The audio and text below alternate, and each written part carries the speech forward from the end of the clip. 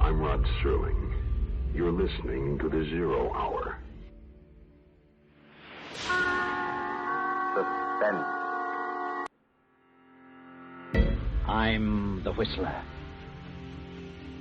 Yours truly, Johnny Dollar. Who is it? The Fat Man. Presents The Man Called X.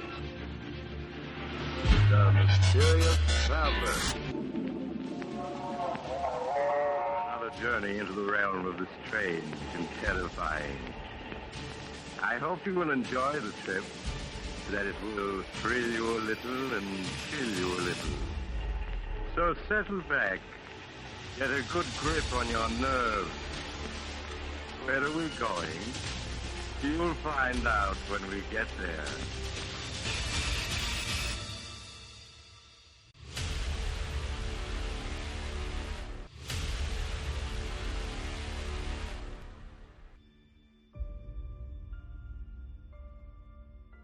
Hello everyone, and welcome to Drama and Theater, brought to you by Duane Old Time Radio.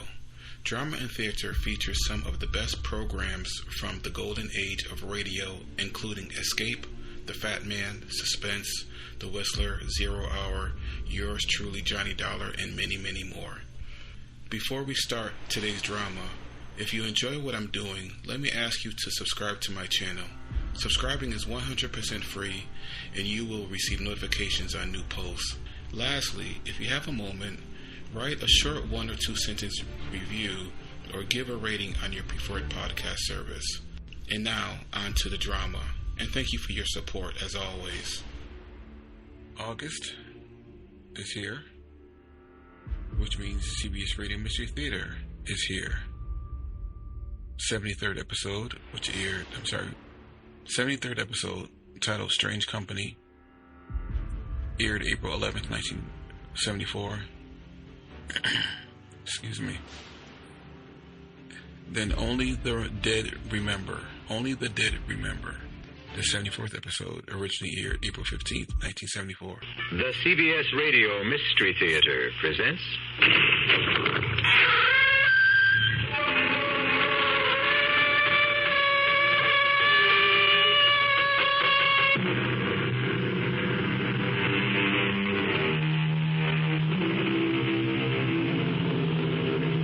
Come in. Welcome. I'm E.G. Marshall. Welcome to our world of mystery and the macabre, of unbearable suspense.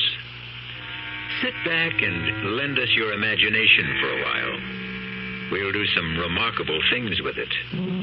Imagine, for instance, an elderly woman, Belle Richwood, alone and forgotten, except for her nephew Charles, her only living relative, and the only human being she ever sees, until one lonely night. You're back. I can't believe it. Look, I've had just about enough of this. You people simply have to stop coming into my apartment. This just isn't right. I'm entitled to my privacy. Will you answer me when I speak to you? Now, get out of here and leave me alone. I won't have it. I'm going to tell Charles. He has to do something about this. Oh. Hello? Oh, Charles. Hello, Aunt Belle. Look, will you get over here and get these people out? Who, Aunt Belle? That man who was here last week. And this time he has a friend. A lady friend, no less. I'm frightened, Charles. You mean that guy is back? He certainly is.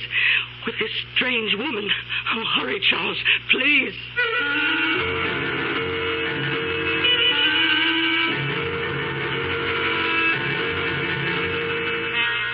Our mystery drama, Strange Company, was written especially for the Mystery Theater by Bob Juran and stars Bryna Raeburn. It is sponsored in part by the Kellogg Company, makers of Kellogg's Special K cereal, and by new sugar-free Diet 7-Up. I'll be back shortly with Act 1. Breakfast in the morning, Kellogg's has that wholesome taste to get you up and grinning. This is Jerry Coffin for Kellogg's Special K. We've been having some fun in our television and radio commercials by using a ball and chain to symbolize the slight overweight problem common to so many of us. We point out that being a few pounds overweight is just a little more difficult for you. Climbing stairs, just walking around, even sitting down can feel, well, like you're wearing a ball and chain. In case you missed the message, it's this. If you really want to get rid of that extra weight, you really have to work at it by exercising and with sensible meals like the Special K breakfast. A 1-ounce bowl of Special K, America's favorite high-protein cereal, 4 ounces of skim milk, tomato juice, and coffee, less than 240 calories, nutritious, and, by the way, delicious. So why not begin each day with a Special K breakfast and then keep up the good work? Special K can't help you lose weight all by itself, but it really is a good start. Inflation is something that we're really living with today, and State Farm has what we term inflation coverage. And Agent Gabe Franco, Fort Collins, Colorado, explains the low-cost inflation coverage State Farm offers homeowners in most areas. What it really amounts to is, as the value of your home increases, the amount of coverage that you have on that home automatically increases. You don't have to call your agent every year and say, look, I think my home's increased in value. Would you raise my insurance? You don't have to do that. It's done automatically. The idea that their home is going to always be protected at all times for the full cost of replacing it is important to a person. In most areas, State Farm Fire and Casualty offers a homeowner's policy that can increase your coverage automatically as the cost of replacing your home increases. A good reason to see your State Farm agent now. And like a good neighbor, State Farm is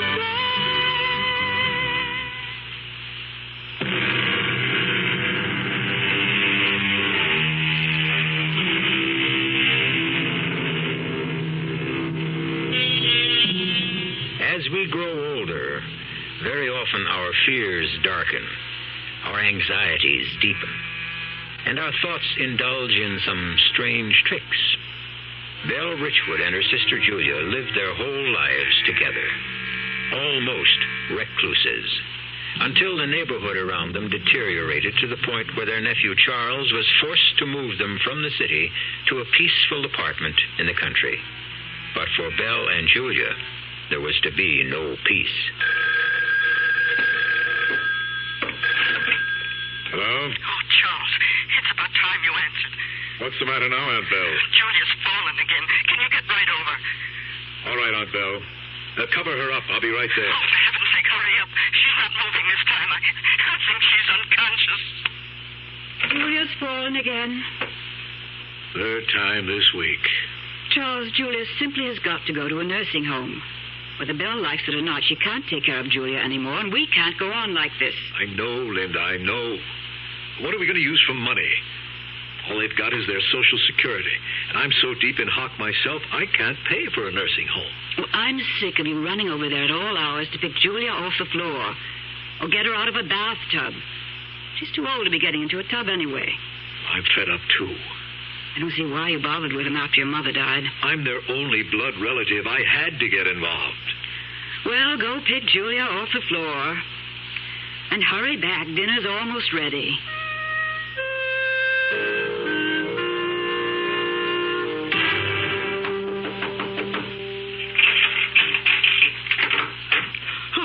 Oh, you took your time. Where is she? In the bedroom. Hurry. Okay. Can you get her up? No, Aunt Belle. Julia's dead. Oh, no, Charles. She's just unconscious. No, Aunt Belle, she's gone. No, I can't believe it. The fall was just too much for her. Not my Julie. She can't be. No, Julia, dear. Wake up. Aunt Belle. Please. I'll have to make some phone calls first. I'll take you back to our place. No. I can't leave Julia. But they'll be taking her away in a little while. You'll be better off at home with Linda. It was all because we moved to this apartment. We should have stayed in the city. Aunt Belle, we've been through all this. I moved you out of the city because you were mugged twice in your own elevator. This place isn't any better. Julia always hated this apartment. I think it hates us. It's evil. Julia's gone. What am I going to do? Oh, now you've got to think about yourself. Myself? I haven't thought about myself for 60 years. It's always been Julia. But you won't have to worry about her anymore. What do you mean, Charles? I'm more worried about her. More than ever.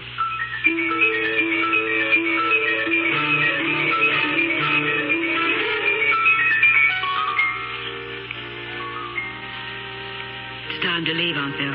Oh, couldn't I stay with her a little while longer? She looks just as though she's asleep. A few minutes more. We'll wait in the lobby. Oh. Julia, dear, do you want to wake up now? Aunt Bill. It's all right, Linda. Oh, perhaps you're better off sleeping, dear. I'll have a nice snack ready for you when you wake. Come on, Linda. But Charles... I said come on. She shouldn't be alone in there. She doesn't believe Julia's dead. Yes, she does. But you heard her say... Belle's been a sister to Julia for 60 years.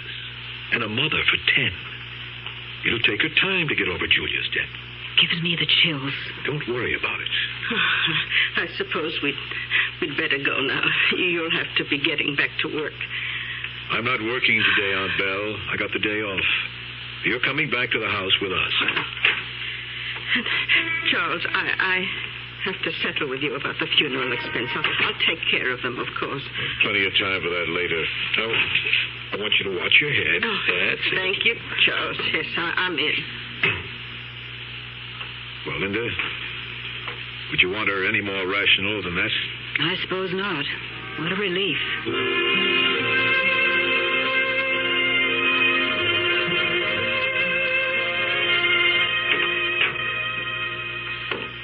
You didn't have to see me in, Charles. I'll be all right. Don't be silly, Aunt Belle. And thanks for having me to dinner. You were right. I wouldn't have wanted to be alone today. I hate leaving you now, but... Oh, I'll be all right. I have to get used to it. I'll stop in tomorrow night after work. Yes, do. And I'll give you the money for the expenses. Do you know how much they are? Well, that can wait, Aunt Belle. In fact, I didn't think you'd be able to cover it. I was planning to take out a loan. Oh, nonsense. I have it, and I'll pay it. Well, it's $1,500. All right. I'll have it counted out for you tomorrow. You mean you have that much in cash here? I don't think that's a wise thing to do. No, nonsense. I've always had cash on hand. Well, that's up to you. You'll be all right tonight? Don't worry about me. Come by tomorrow. I'll lock the door behind me. I always do. Good night, Aunt Belle. Good night, Charles.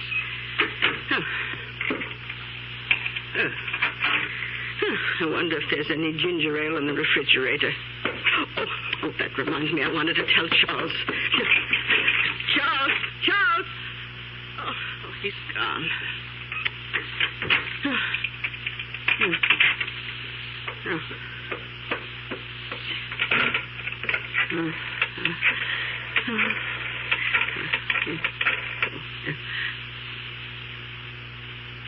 Hello, Linda. Yes, I'm all right. Oh, Linda, Charles just left, and I wanted to tell him something. Would you please have him call when he gets in? Yes. Thank you. I may as well start. Oh, you. How did you get in here? Answer me. What do you want? I order you to leave my apartment. Why don't you say something? Stop sitting there smiling. How dare you just come in and sit on my furniture? Tell me what you want if you don't. I'll get you out of here. I'm calling my nephew. Oh, dear, I remember he isn't home. Please, what do you want? Why won't you answer me? I'll give you whatever you want if you please leave. Please. Oh, thank God, Charles. I just got in and Linda said you wanted to see me. Oh, Charles, There's a strange man in my apartment. What? He's sitting on the sofa. He won't say anything and he won't leave. Did he threaten you? No, he isn't doing anything, but he won't go. I'll be right there. Now, don't do anything to antagonize him.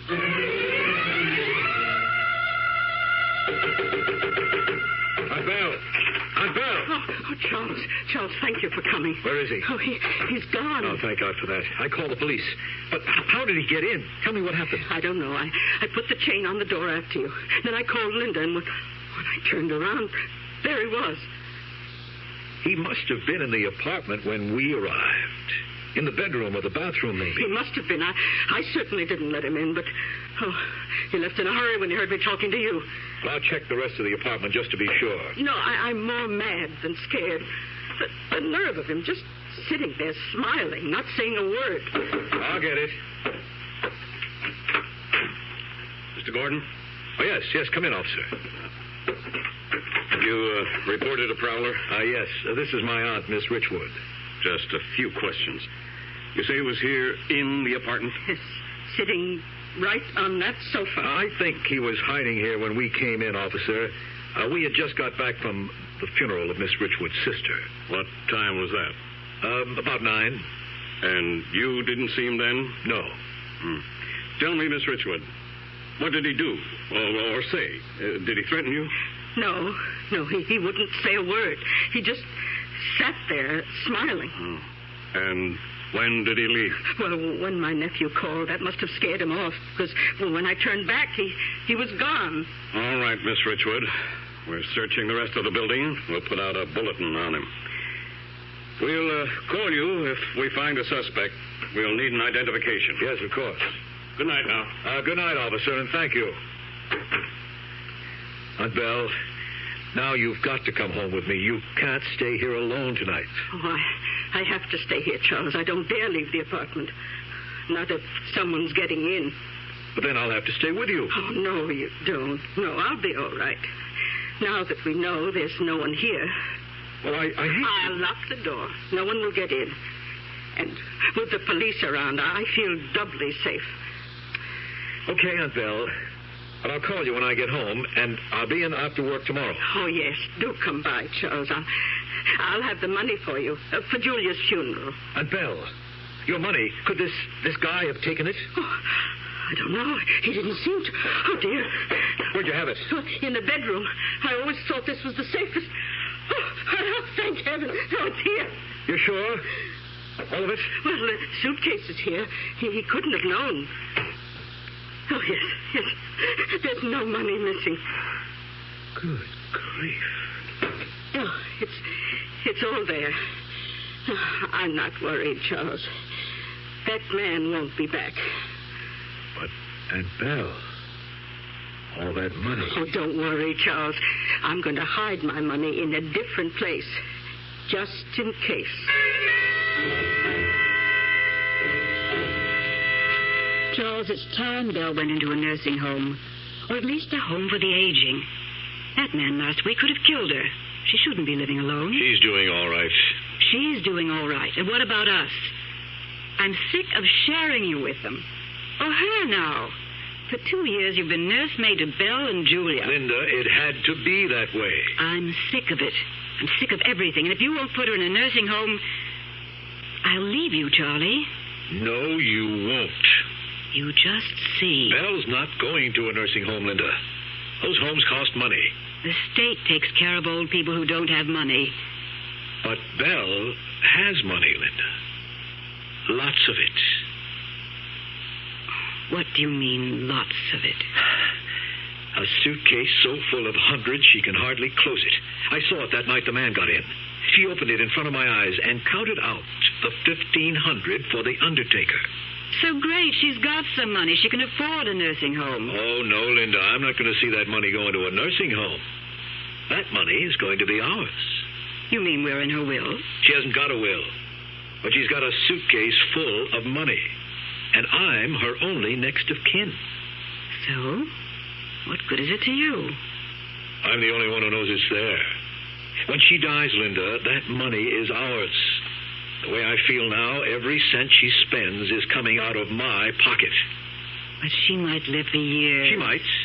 And that's why I want to keep her in her nice little cheap apartment. She doesn't spend more than $15 a week for food. We're going to be extra nice to Aunt Belle, Linda. After all, we're protecting an investment.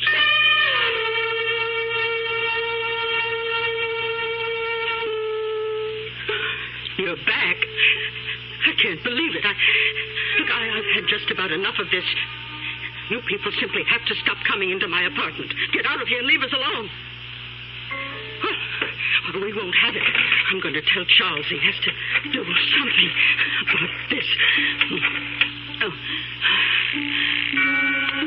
Hello? Oh, Charles. Hello, Aunt Belle. Will you get over here and get these people out? Who, Aunt Belle? That man who was here last week. And this time he has a friend.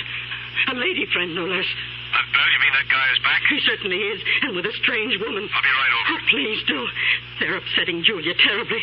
I think she's afraid of them. Julia? Aunt Belle, Julia is dead. She can't be there.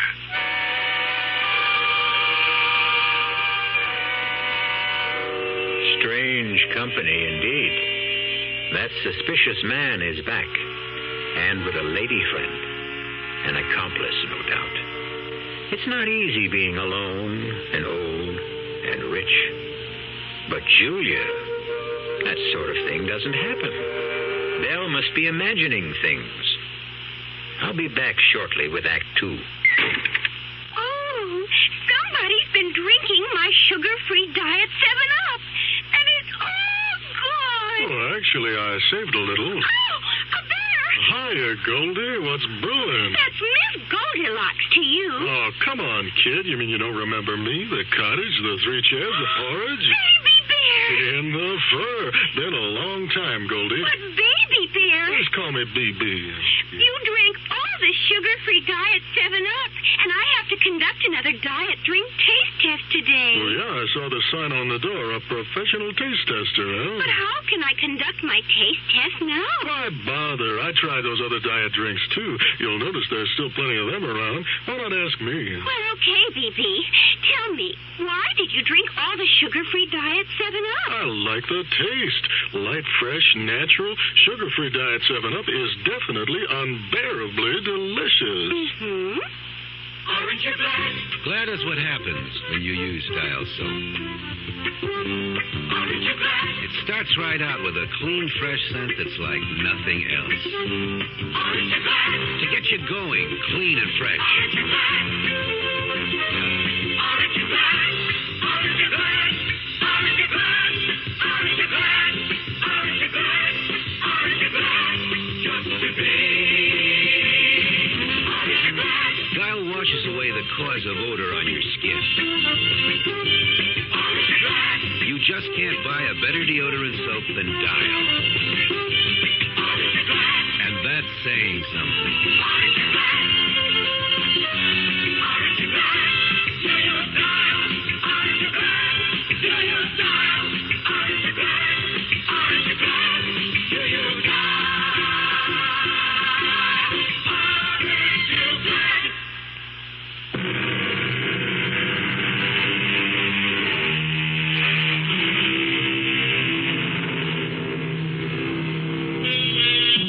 Let's return to the apartment of Belle Richwood, where, so she says, her late sister has spent the day, along with some other questionable companions. Her nephew Charles is with her now, and it seems as though the visitors have left. Belle, look. There's no one in this chair. I know. They're not here now. And this is where you saw Julia, in this chair? Yes. Yes, and I'm so worried. Where can she be? Aunt Belle, you know Julia passed away. Julia is dead. Yes, I know. I feel so terrible about Julia. Do you think we should call the police? No, they couldn't help. But they could look for her. I remember one time in the city she wandered away. Aunt Belle, stop it. Charles. We cannot look for Julia because Julia is dead. I know. Julia's dead. Then stop saying you saw her in the apartment. It's all right, Charles. I won't mention Julia again. But I do wish you'd do something about the other two. The other two? I told you before. The man who comes in here, and now the woman. Oh, yes, those. I simply don't understand how they're getting in. Doesn't it stand to reason that you're imagining there's a man and woman here? Charles, I know real people when I see them. Have you ever touched them? Oh, heavens, no. But that might convince you. Oh, why should I have to touch them? I know they're here. But they never speak, isn't that right? Yes, that's true. They don't talk. Aunt Belle, I don't know who or what they are, but there's nothing I can do about them. Well, I can. The next time they show up, I'm calling the police. No, I wouldn't do that, Aunt Belle. You couldn't tell them any more than you already have. Well, they can certainly put a stop to strange people in my apartment. And another thing, I'm going to find another place to hide my money. Well, that is a good idea. Charles, come closer. They might be listening. Now, I want you to know where my money is, just in case. I'm going to hide that suitcase. You know, the one you saw it. Yes. I'm going to hide that behind the refrigerator. Good idea. But where should I hide the other one?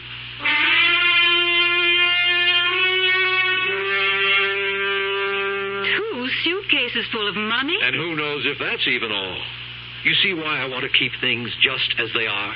But Charlie, that man that's getting in with all that money there is no man, or Julia either. She's imagining that Julia is back, and she imagines she sees those people too. They aren't there.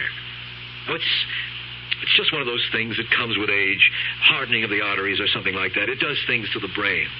But if they're so real to her... Yes, they are real to her. And all that money is real to me. All ours when Belle... dies? Yes. As long as no one else knows the money's there. No one does. And you'd better make sure she doesn't talk to anyone. Like whom? I'm the only person she ever sees. She wanted to call the police about Julia. Don't worry. I see her every night now.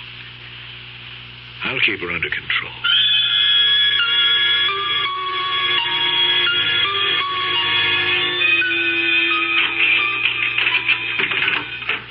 Hi, Aunt Belle. Oh, Charles, I'm so glad you came by tonight. I know how those people are getting in. You do? Yes, through here. They're coming right through this door. Aunt Belle, that's a closet. It's the clothes closet. Oh, that explains where they live, then. They always come through this door. In fact, that woman came in today, and nice as you please, she picked up my coat and put it on. I could have smacked her face. Maybe you should have, Aunt Belle. Well, I couldn't bring myself to do that. But you would have found out that woman doesn't exist. She's just in your imagination. Oh, yes? Well, I'm not imagining. Missing $100. What? I had the rent money all counted out. It was in an envelope on the kitchen table, and now it's gone. I reported it to the police. Aunt Belle, you didn't. Oh, of course. Why shouldn't I? Because you probably misplaced the money and think it's gone. What do the police say? Well, that nice young officer who came the other time said they'd send out a search for that woman. She's the one, I know. Belle, I don't think you ought to keep so much money around. Well, I had thought of putting it in the bank. I was thinking maybe you ought to let me take care of it for you. I mean, with one case behind the refrigerator. Shh. They'll hear you. Don't let them know where it is. Oh. Yes, you're right, Aunt Belle. Is anybody watching? No. No. Oh, good. Oh, come on. We're going to move the suitcases. Now, you get the one behind the refrigerator, and I'll get the one under the sink. How did you ever get it back here? I can hardly... There it is. I'm simply going to put them in the bathroom and keep an eye on them. They say if you really want to hide something, keep it out in the open where no one would think of looking for it. Yes, I've heard of that. Well, come on. Bring that case in here to the bathroom. Right away, Aunt Belle. Oh, yeah. Yeah, she won't miss it. Charles, bring the case in here. Okay, Aunt Belle, I'm coming. There you are. Oh, put it there in the tub next to the other one. No one's going to look for my money there. Now, how about a nice glass of wine?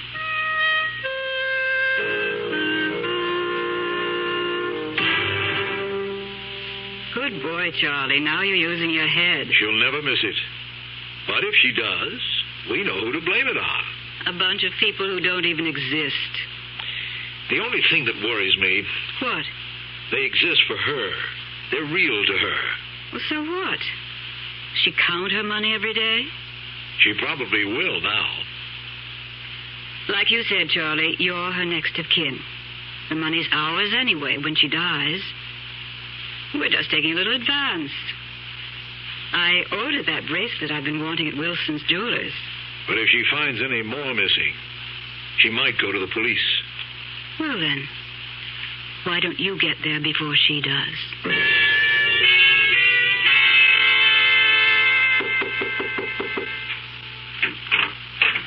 Oh, hello, Miss Richwood. Oh, Mr. Geller, I'm sorry to bother you.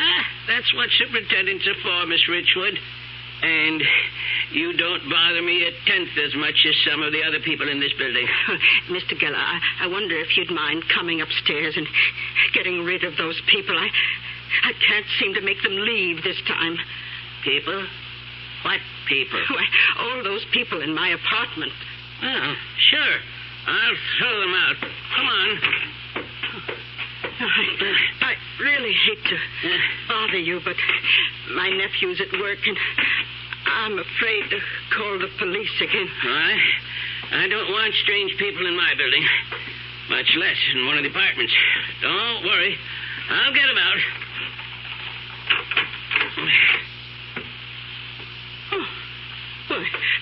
Oh, where did they all go?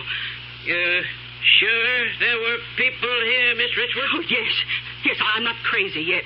There was that man and woman who always come in, and two little girls. Well, we didn't pass them on the stairs, and there's no floor above this.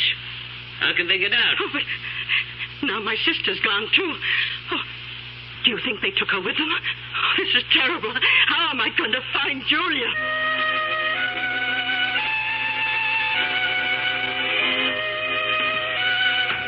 Mr. Gordon?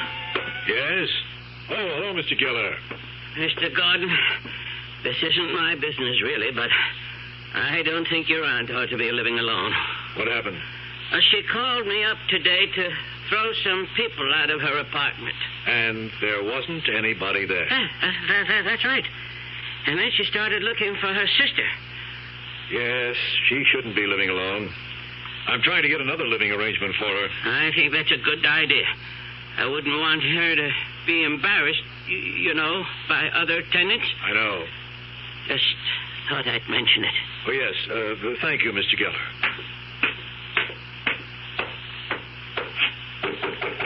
Aunt Belle, it's me. Oh, come in, Charles. Did I have a day? Belle, you shouldn't have gone to the superintendent. Well, I had to get those people out. I suppose you did. Aunt Belle, how about a glass of wine? Oh, of course. I have some chilling in the refrigerator. I'll just wash up in the bathroom, if you don't mind. Go ahead. Do you want an ice cube in yours, Charles? Sure, fine. Now, let's see. Yeah. There they are. Yeah. Yeah. Oh, man.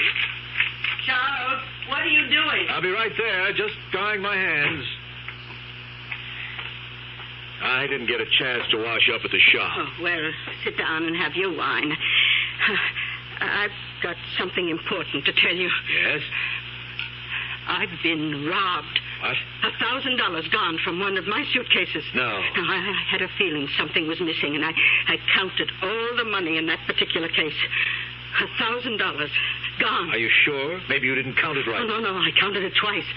In fact, I'm going to count it again with you here to make sure. We'll count it together, and you'll see.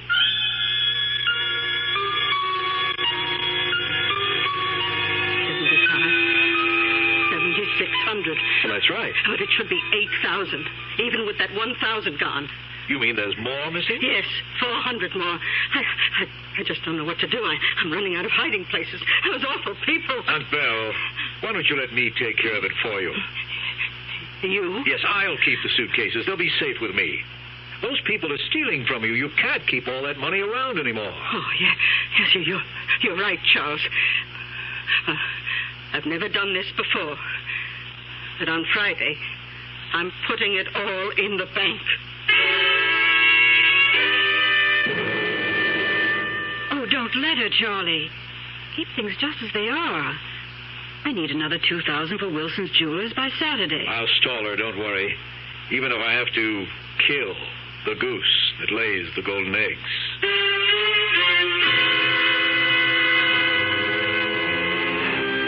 It's not safe to have cash lying around these days, particularly when you have unscrupulous relatives.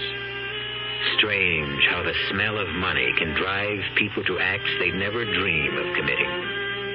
We'll see just how far Charles Gordon is willing to go when I return shortly with Act 3. Never heard of beer on the rocks? No? Swell.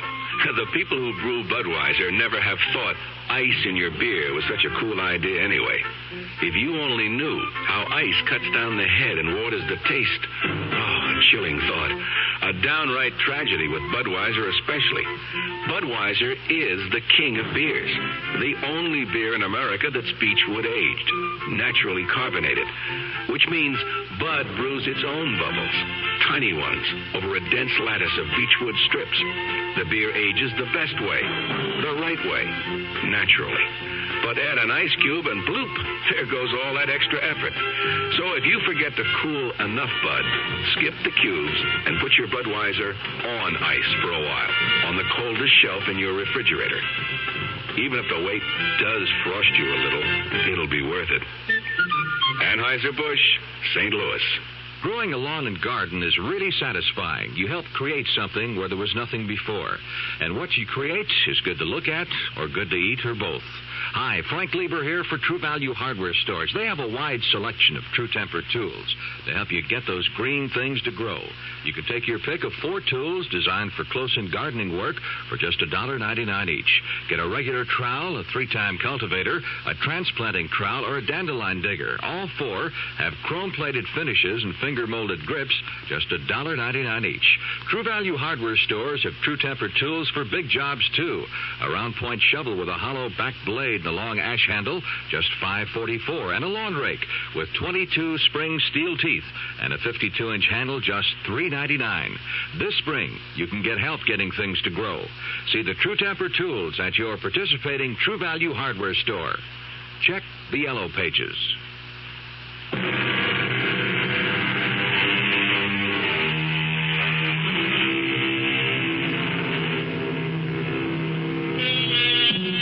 Charles Gordon seems to have a good thing going for him.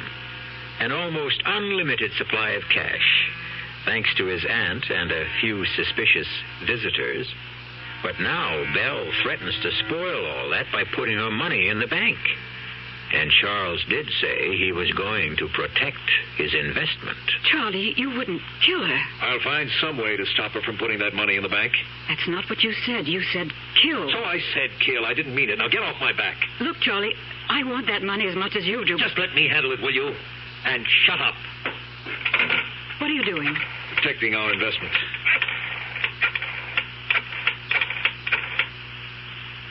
Hello, Mr. Geller. This is Mr. Gordon.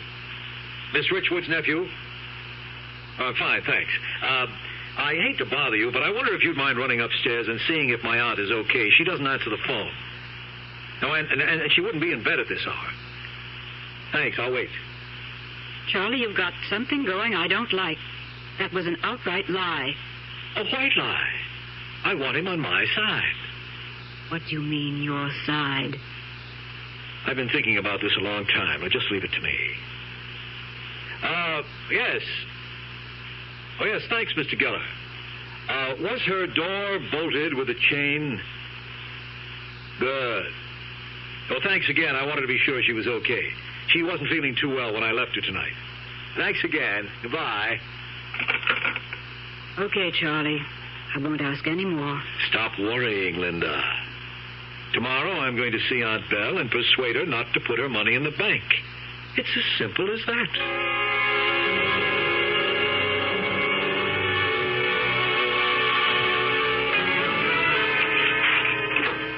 Oh, I thought you weren't coming by tonight. I just wanted to drop in and talk. Well, Charles, what are you up to? What do you mean? Why did you have the superintendent come up and check on me last night? I just wanted to make sure you were all right. I was all right, and you knew it. Charles, I know you took the money. The money you said they must have taken. Aunt Belle, I didn't take your money. Why do you think I did? They told me. The little man who wasn't there and his girlfriend? They saw you take it, and they told me. Aunt Belle, I can't reason with you. I can't argue with hallucinations. You just think what you want. Well, I'm getting all the money into the bank, where it will be safe from you. Charles, I'll give you a chance to give it back. Before I go to the police. The police? Well, of course. You stole from me, and I have witnesses. Such as they are. Anyway, you'll have your money safe in the bank soon, won't you? You bet I will. Yes, well, I have to be getting home. You want me to drive you to the bank on Friday? I'll get a cab. Thank you. I'm sorry you feel this way, Aunt Belle. You should have thought of that before you took the money. Aunt Belle, you'll be sure to lock the door behind me. I always do. And particularly the chain bolt. That's very important. I know that. I'll call you tomorrow. All right. I'll be waiting for you to return the money. I'll be sure and put the chain bolt on. I will. Good night, Charles.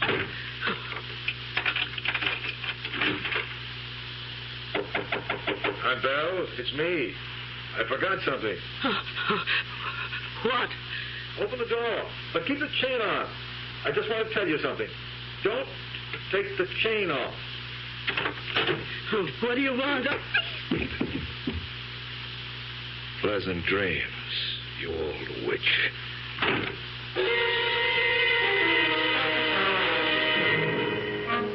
Well, did you persuade her? She won't be putting her money in the bank. She changed her mind. How come? Well, I made her see there wasn't anything to worry about. I finally convinced her the people she was seeing were in her imagination. Ren, you didn't... Didn't what? Hurt her. Linda, what do you think I am?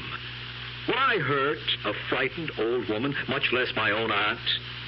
I just can't help thinking what you said about the goose that lays the golden eggs. Oh, come on, Linda. Belle's all right. You want me to prove it to you? Call her? No. No, Charlie, I'll take your word. Oh, I want to prove it to you. You think I've turned into an ogre or something? Just over a few lousy bucks? I didn't mean that, Charlie. Well, I'll show you. Hello, Aunt Belle. Everything all right? Well, Linda and I were just talking about you, and we wanted to be sure everything was okay. Good. Good to see you tomorrow night, Aunt Belle. She's fine.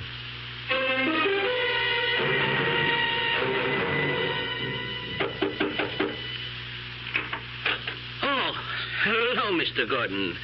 Oh, anything wrong? I don't know. My aunt doesn't answer the door. Could you come up and open it with your key? I'm worried. Oh, sure, Mr. Gordon. Now, she might be asleep, but she hasn't been feeling too well lately, and I'm a little concerned. Well, like I said before, a lady like your aunt shouldn't be living alone. Yes, I know. I've got to do something about her. She's got the chain on. Aunt Belle?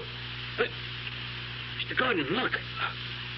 She's on the floor, right by the door. We'll have to break it in. Let's go. Aunt Belle. I think she's dead, Mr. Gordon. She is. Look at her head. She must have hit this table. We never should have left her alone last night. She was feeling weak. I'd better call the police. Yes, please. I'll go downstairs and call them. I'm sure sorry, Mr. Gordon. Yes, hurry, please. Well, dear Aunt Belle, I'm sorry, too. Sorry I didn't do this sooner. It's all you deserve for the trouble you've given me for months. Now, I'm going to get what I deserve. I'll try out of the bed first. Yeah, not there. Empty. You clever old bird. I bet you would think of that. Back under the sink. And the other must be behind the refrigerator. Where I'd never think of looking for them, eh? Huh, pal? Mr. Gordon, the police are on the way. Thanks. They said not to touch anything. No, we mustn't touch anything. That hit on the head must have done it. Poor Olga. Yes, I wish I'd moved her out sooner to a retirement home. Oh, looks like she was planning to go somewhere with those suitcases ready. Oh, those. Oh, she always had her memoirs out to look at. They're full of old photos, school programs. She's shown them to me 100 times. That's all they've got at this age, memories. Yes. Well, I'm going to take these along with me. They're really all that's left of Aunt Belle. And I'll give the furniture to some charity. Well, say, my brother just got married, and he sure could use it. Police! Oh, come in, officer. You're Mr. Charles Gordon? Yes. Any idea how it happened? She must have fallen. She was alone. She was just like this when we found her. Well, it happens a lot with older people. Oh, bad bruise on the head. We think she hit that table when she fell. Huh? That looks like the answer. I'll call in. They'll send an ambulance. There'll have to be an autopsy. Oh, and I'll need a statement from both of you. The door was chained from the inside. It had to be an accident. I didn't say it wasn't. I only said I'd have to get a statement.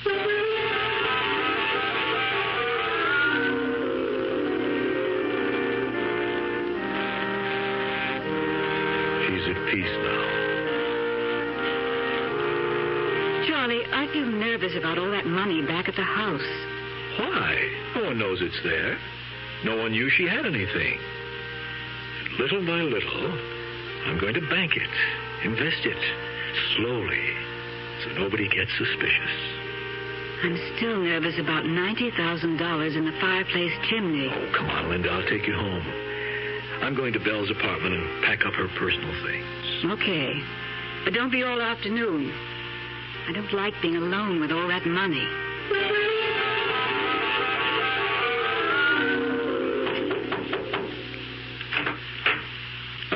Hello, Mr. Gordon. I've come to start clearing my aunt's things, Mr. Geller. Would you let me in, please? Oh, sure, Mr. Gordon. I'm sure sorry about your aunt. When's the funeral? We had it this morning. There wasn't anyone but my wife and me. Too bad old people have to live alone. If you need any help, I'll be glad to do Thank you. anything. I'm just going to pack her personal things. Well, all right. Call if you need anything. Thank you. Now, let's see. I'll start with the bedroom. No use saving any of this stuff. Get it to the cartons and out to the dump. Oh, Linda might want these blankets, though. Poor Aunt Belle. 2 torn slips in an empty drawer. I'll have to... What was that? Someone there? Is that you, Mr. Geller? No, that must have been the people upstairs. Completely empty. I never realized Aunt Belle was... There is someone out there. There's no one here. I'm letting my imagination get me. It is kind of spooky in here, all alone. Oh, that poor old thing, what she must have gone through, alone all the time. No wonder she started seeing things. I'll get all the stuff from the bedroom and... That was something. Who's there? Answer me, who's there? I heard you. I know there's someone here. I heard you. Now, where are you? Why don't you answer me, damn it?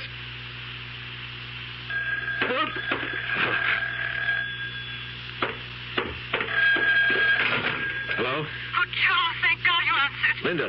Charles, come home quickly right now. Linda, what's the matter? It's this man in the living room. What man? I don't know who he is. He just sits there on the couch, smiling at me. He won't leave and he won't answer me. He won't say a word. Good Lord. Oh, Charles, I'm scared. Come home now, please. Charles!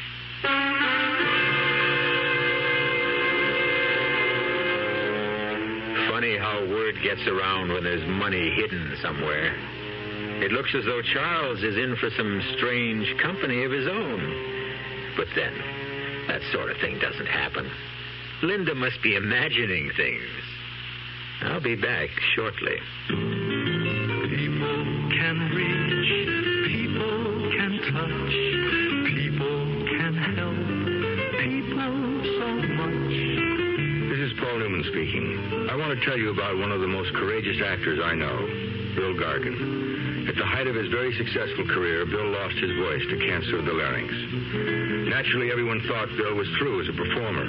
But thanks to his fighting spirit, his determination, and also the American Cancer Society's laryngectomy rehabilitation program, Bill learned to speak again. Now he's giving the finest performances of his career, inspiring others like him to find new voices and renewed confidence there's a full life ahead. When your American Cancer Society volunteer calls, think of Bill Gargan and give generously. Join the people who care about people. We want to wipe out cancer in your lifetime.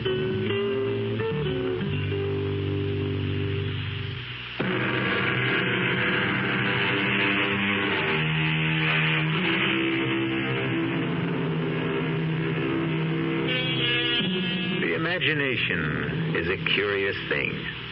It can haunt us, help us, even hurt those who cross the line between imagination and reality.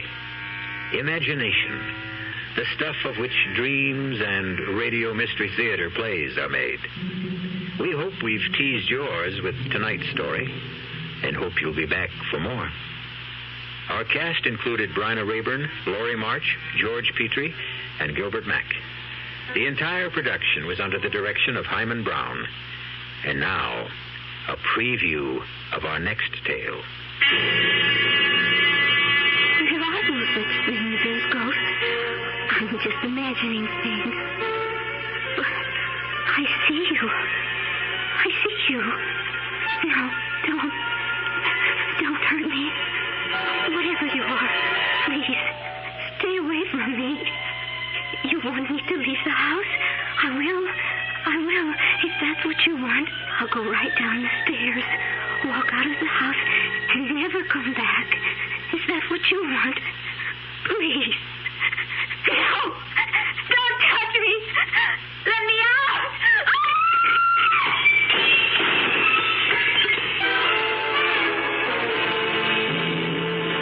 Suicide. That's what all the papers say, Mr. Garth. But we know better. It's ghosts.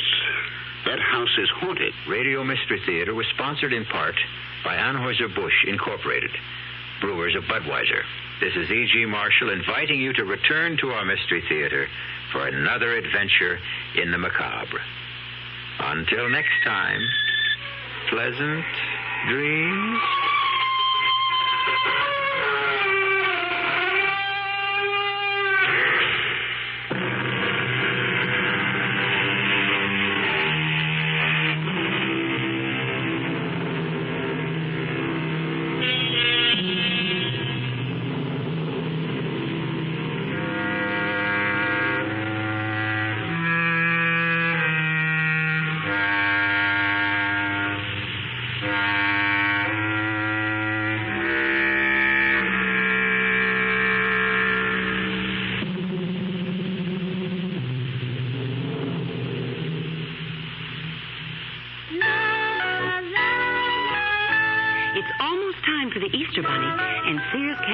Is ready with brimming baskets of special surprises for little girls and boys.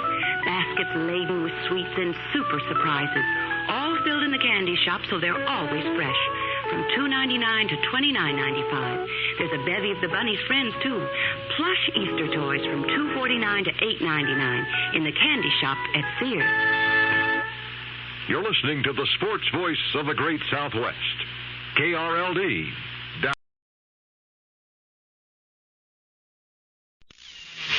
We welcome your cards and letters of comment. Our mailing address is Nightline, WDAF, Kansas City, Missouri, 64108. Thank you for listening, and good night. WDAF, Kansas City. Dan Henry, WDAF Local News at 11. The outlook for Kansas City: cool tonight, warmer tomorrow.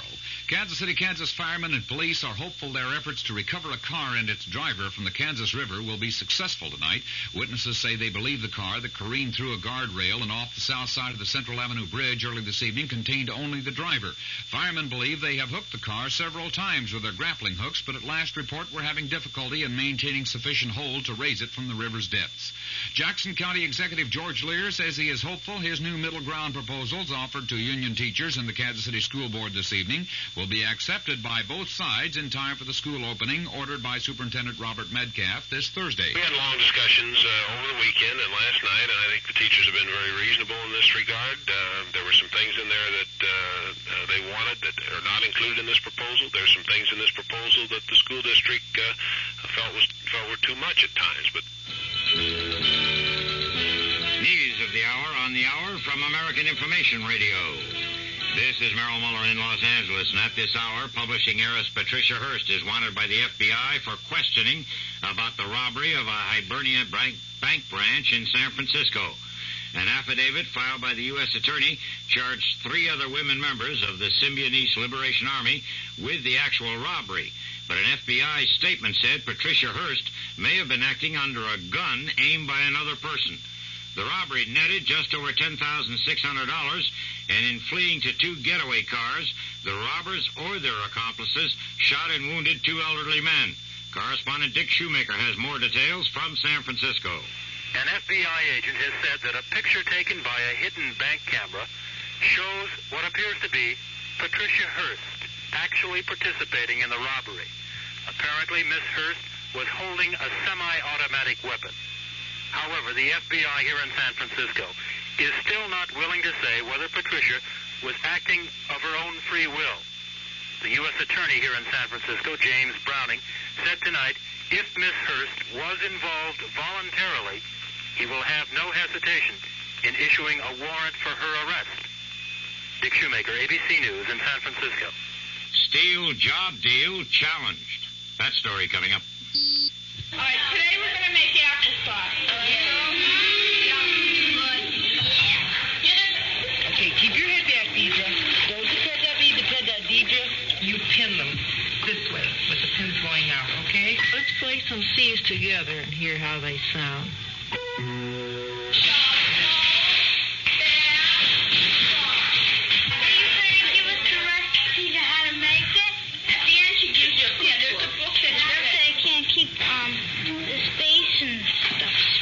Yes, you can. Lisa, you've got 12 feet of water. Are you all right? No. People working with girls' clubs can make a difference. This is Carol Burnett asking you to help your local girls' club or write to Girls Clubs of America, Box 35, Grand Central Station, New York 10017, to help get one started. You can make a difference. You want to be a physical education? You know what you have to do? Good luck. All that science, all that forget. Don't get me down. 2 major organizations have attacked the government's settlement of anti-discrimination charges against 9 major steel companies that will pay blacks and women some $31 million for lost pay on jobs denied. The NAACP and the National Organization of Women both condemn a provision in the plan which could cut off individual civil suits. But government officials indicate the copper and aluminum industries will be hit next for similar anti-discrimination settlements. Former Attorney General John Mitchell has weathered some tough cross-examination at his conspiracy perjury trial. Correspondent Ann Compton has details in New York. John Wing, the young prosecutor who's been putting in more than 2 years on this case, seemed to put all of his muscle into the cross-examination of John Mitchell. But the tougher the questioning, the harder Mitchell would rock back in the witness chair, never giving an inch, denying he ever flexed his own political muscle for Robert Vesco, who was in trouble with the government. Though Mitchell showed no signs of being rattled, he did slip at one point, addressing Prosecutor Wing as Mr. Dean, apparently thinking of John Dean, one of Mitchell's chief accusers in this conspiracy and perjury trial. Ann Compton, ABC News, New York. Lebanon has asked the UN Security Council to take any appropriate means to stop Israeli attacks on Lebanese territory as retaliation for terrorist raids. Egypt warned in the debate that Israel would be responsible for any escalation of the Golan Heights fighting with Syria. In Paris, the South Vietnamese foreign minister has announced suspension of the peace talks with the Viet Cong until such time as battlefield attacks are replaced by evidence of goodwill from the Viet Cong. This is Information Radio News.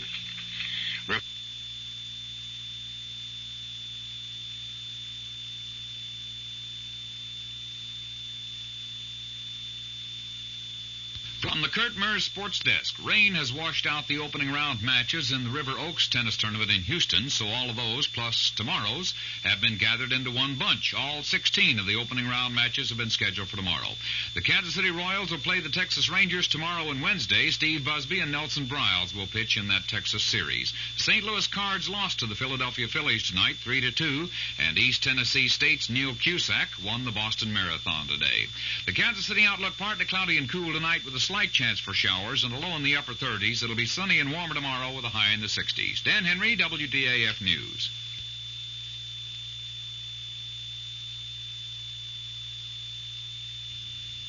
The CBS Radio Mystery Theater presents...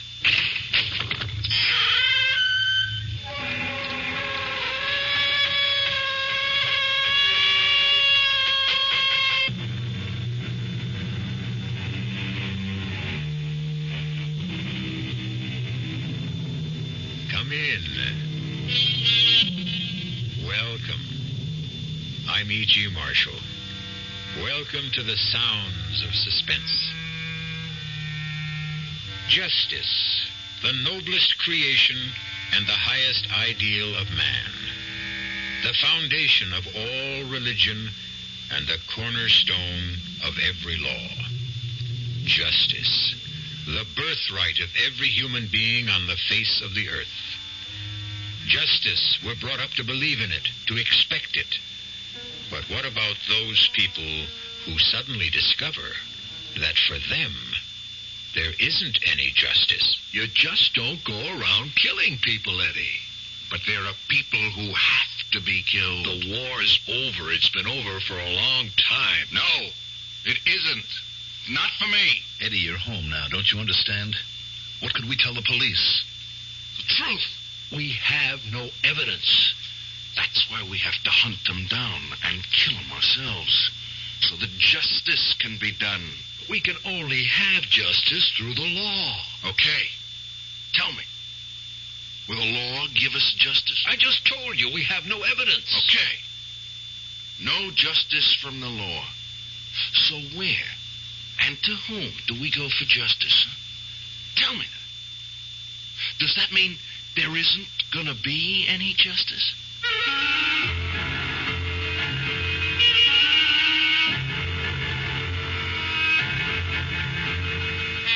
Our mystery drama, Only the Dead Remember, was written especially for the Mystery Theater by Sam Dan and stars Tony Roberts and Mandel Kramer. It is sponsored in part by Anheuser-Busch Incorporated, brewers of Budweiser, and by the Kellogg Company, makers of Kellogg's Special K cereal. I'll be back shortly with Act One.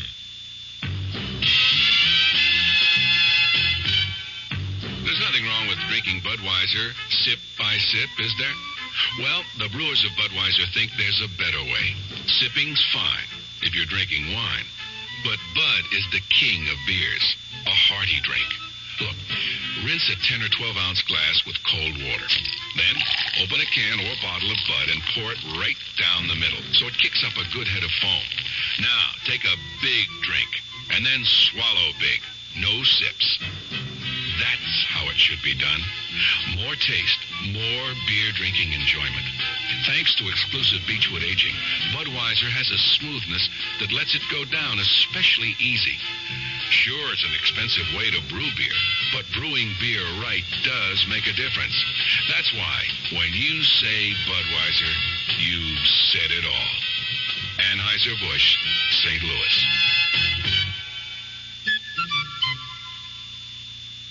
I've found the work to be really challenging, and I enjoy it a lot. If I didn't enjoy it, I wouldn't be in it. People. My orientation all my life has been, to help. I wouldn't have been in Red Cross if I didn't care, about people. People who care about other people. It's an opportunity for me to help other people and to see my efforts and my skill pay off. It's just a very rewarding feeling to think that some little thing you've done is going to help somebody else. It's the joy you feel when you help someone.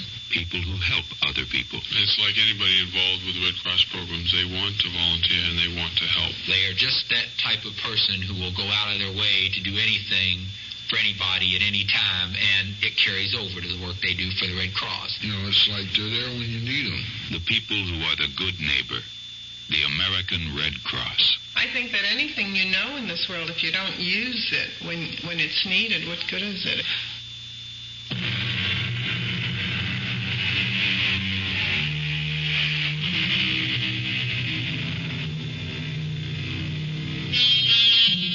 For a long time, ever since he came home from one of our wars, Eddie Benson has been looking for someone. Those vital years of his life that might have been invested in a career, devoted to a family, have instead been devoured by an all-consuming search as Eddie Benson roamed the length and breadth of America, supporting himself by his nimble and sensitive fingers, playing the piano, in grimy saloons, in sophisticated night spots, but always looking, always listening, ever alert for a clue that could lead to his quarry. Well, now, tonight, suddenly the manhunt will come to an end in a cocktail lounge in a northwestern city just a few minutes before midnight. Odd how a search so intense could be climaxed by a discovery so casual. How so serious and deadly a crusade can be capped with a laugh.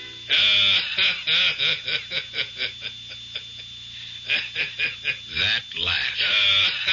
Eddie Benson hasn't heard that laugh in years. That laugh. He would recognize it anywhere. It could only belong to one person. And now Eddie's fingers slide softly and swiftly over the keyboard and find a melody. A pretty little melody that has a special meaning for certain people. Especially for that comfortable-looking man at the corner table. The man with that laugh. So I said to her, my dear, if I were to get married again, it'd be the triumph of hope over experience. Yes, sir, Mr. Jackson. That's a good one, all right. Oh, what's the matter, Mr. Jackson? The matter? You okay? You got a funny look on your face all of a sudden. Hey, Millie. You didn't get sick or something. Who's that? Who's that playing the piano tonight? Oh, there's some guy filling in for Woody. You know him? No. For a minute, though, I thought he may look familiar. That's just my imagination. Millie? What is it, Mr. Jackson? Ask him if he'll, You got a request, Mr. Jackson? Yeah, I have. Ask him to quit playing that song. You don't like it? It's kind of a catchy tune. Just give him this. Tell him to play something else.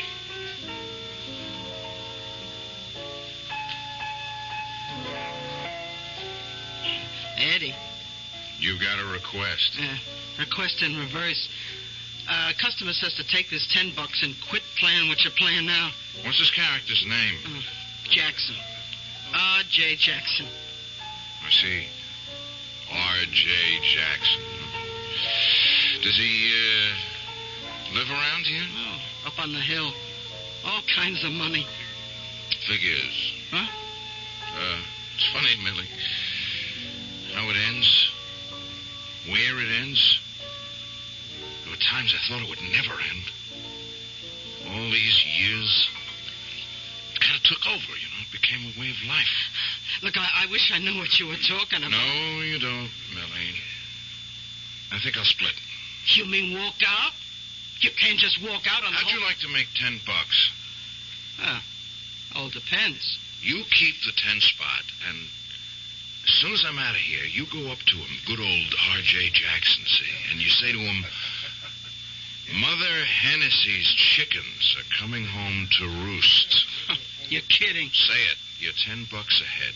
Yeah, but you can't just quit in the middle of playing. Remember the chickens, Millie. See you around. Yeah. Oh, boy. The more I get to know musicians. Huh. Now, how'd that go? Mother Hennessy's chickens. Yeah. Mr. Jackson. Mr. Jackson, the piano player, he wanted me to tell you something. Yeah? I bet it's thanks. That's the easiest $10 he ever made. Well, what he wanted to tell you was... Yep. Well? Well, he said, let's see, Mother Hennessy's chickens coming home to roost. What's that? I'm sure that's what he said. Mother Hennessy's chickens are... No. Mr. Jackson. Hey, somebody, give me a hand, quick. He's fainted.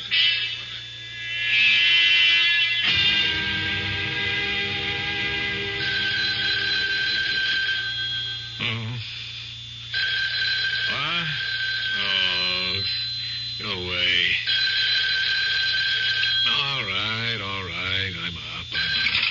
Yeah. Hello? Tom Wilson? Yeah, that's Tom Wilson. You know what time it is? It happens... I got a message for you, Tom. Mother Hennessy's chickens are coming home to roost. What? What did you say? Who is this? Hello?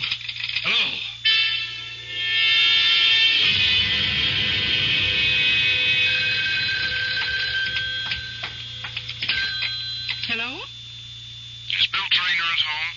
No, but I expect him. Who's calling? Is this his wife? Yes, I'm Liz Traynor. Will you take a message? Well, of course. Tell him Mother Hennessy's chickens are coming home to roost. Yes? That's all. You're joking. Hello? Oh, well. Hi, darling. Oh, Bill. You just missed a phone call? Oh, never mind that. What'd the doctor say? Oh, things are just fine. He'll be born on schedule. You mean you won't take a girl? Darling, I'll take whatever we can get. I can't believe it, honey. After all this time, everything is going our way. Tom worked out the contract. Oh, Bill. Oh, I'm so happy. We're going to be rich, honey. We're going to own a business, and we're going to be parents. What were you saying about a phone call? Oh, well, a man just called. Very mysterious. Hmm? He said to tell you that, let me see, Mother Hennessy's chickens are coming home to roost. He said what? Well, that's what he said. And he hung up. Can it mean anything? Oh, no, nothing at all. Just forget it. What about dinner? Bill, dinner? Did the man say anything else? Bill, you're so pale. Honey, believe me, this is really nothing that should concern you. The key is the name Hennessy. Where should we go to dinner? Darling, you're trying to distract me. Hennessy, we don't know any Hennessy. Look, honey, I've just been going at a very fast pace, and... Hennessy's chickens. That combination is familiar. Darling, I'm really very hungry. I've got it. Oh, I've got it. Your old army outfit is holding a reunion. What do you know about my old army outfit? Oh, nothing. Nothing at all, except you and Tom Wilson were in it together. You were in Korea. You were prisoners, and you refused to talk about it, even to me. Why do you say we're having a reunion? Hennessy. What? Last year when we moved into this house, I was putting a lot of your old stuff away. There was an army picture of you and Tom Wilson. Well, you must have been all of 18, and 2 other young soldiers. In the middle, an older man, a sergeant. And underneath it, you had written, Mother Hennessy's Chickens. It just clicked in my mind. That sergeant, that older man. He was all of 26. Well, his name was Hennessy, wasn't it? Yes. And he looked after all of you like a mother hen. Yes. And now you're having a reunion. Oh, Bill, what a wonderful person that Sergeant Hennessy. I want to meet him. No, you can't. Why? He's dead. Oh. Was he killed in the war? In the prison camp. Bill, that music, that piano. Don't you hear it? It's coming from the living room. Someone's playing the piano. I didn't hear anyone ring the bell. Well, let's go see. No. But someone's in the apartment. Liz, stay here.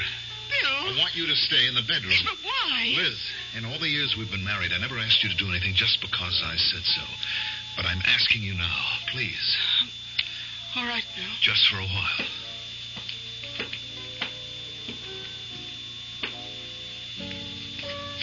Hello, Eddie. Front door was open. I just walked in. Well, you're welcome, Eddie. Been a long time. A lifetime. Nice layout. Yeah. I've done well. I'm sure you deserve it.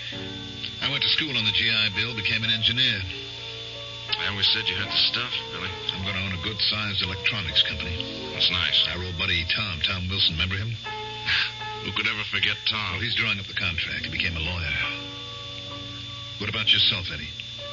Me? Yeah, a fellow with your talent, the way you could write songs like this one for Hennessy. We all figured we'd hear you doing Broadway musicals, coming up with top hits. Well, I've been too busy. Doing what? Looking for somebody. Looking for an old friend of ours. Bill, I had a phone call. The craziest phone call. Hello, Tommy. Eddie. Hey, Eddie Benson. It could only have been you. Where you been hiding? Tom? Billy? I got the greatest news in the world. I found him. I finally found him. You finally found who? The needle in the haystack. 1 grain of sand on the beach. It was such a long time. It was such a long search. Eddie, who did you find? Who do you think? Myers. Myers? R.J. Myers? He doesn't call himself Myers anymore, but it's still R.J. Robert Joseph. Or, as Hennessy said, our own little Bobby Joe. That's incredible. Except he's not so little anymore. He's a very portly gentleman these days. You say you found him? I found him. What did you say to him, Eddie? Nothing. Well, how could you just say nothing? Tom, you, Billy, and I, we've got nothing to say to Bobby Joe. I just made sure of where we could find him, and I came here to pick up you 2 guys. Eddie. I have a .45. What do you guys want to use? Eddie, what are you saying? I'm saying if we leave now, we can fly to where he is in less than 3 hours and kill him before midnight.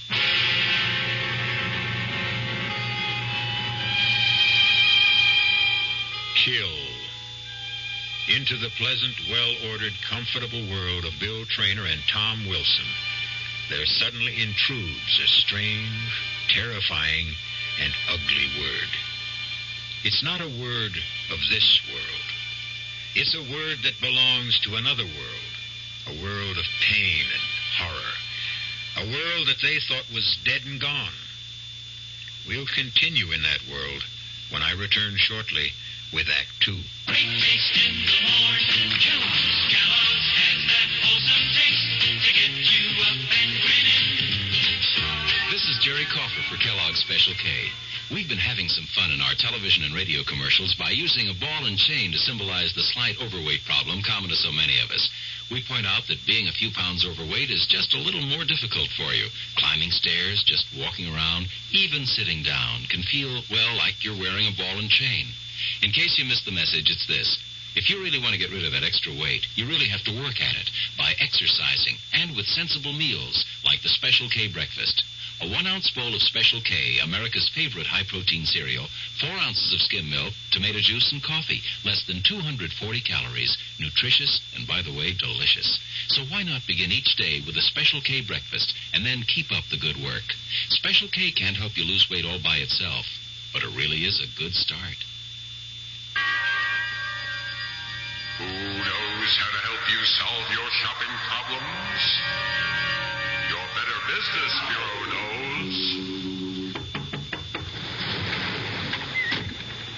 Sheriff, they're gone. Lock, stock, and barrel. Those low-down polecats told me this new roof was guaranteed. She's leaking like a sieve. I'll help you with some good advice from the Better Business Bureau. Beware of the salesman who offers such a guarantee. Roof waterproofing requires skill and judgment. It may take several treatments to completely waterproof your roof. Remember, no known process is 100% guaranteed. Thanks, partner. Now we're riding out. Looking for them ornery polecats, Sheriff? No, looking for some buckets before we drown in here. Just another consumer tip from your Better Business Bureau.